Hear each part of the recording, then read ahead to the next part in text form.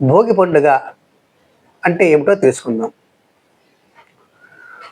భోగి అంటే భోగములను, భాగ్యాలను ఇచ్చే పండుగ అంటారు.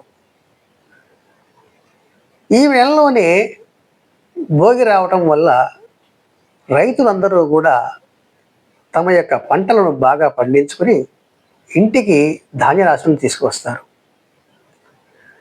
అందువల్ల ఇంట్లో ఉన్నటువంటి చెత్త, చెదారము మొదలవన్నీ కూడా ఎక్కువగా ఉంటాయి కాబట్టి భోగి రోజున ఆ చెత్తనంతటిని తీసుకొచ్చి ఇంట్లో మంటలు వేయటం అనేది ఒక పరిపాటి.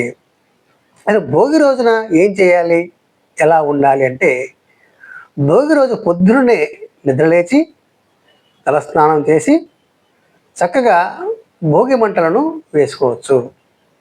అలా భోగి మంటలు వేసుకున్న తర్వాత తమ ఇష్టదైవాన్ని ప్రార్థించుకొని తర్వాత కొత్త బట్టలు ధరిస్తారు.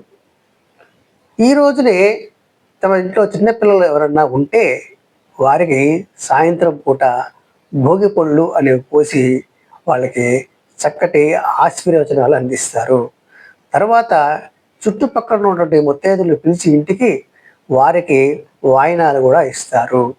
ఈ విధంగా భోగి పండుగ నాడు అందరూ కూడా ఉల్లాసంగా, ఉత్సాహంగా వారి కుటుంబ సభ్యులతో గడుపుతారు. కాబట్టి భోగిని అందరూ కూడా మంచిగా చేసుకుందాం.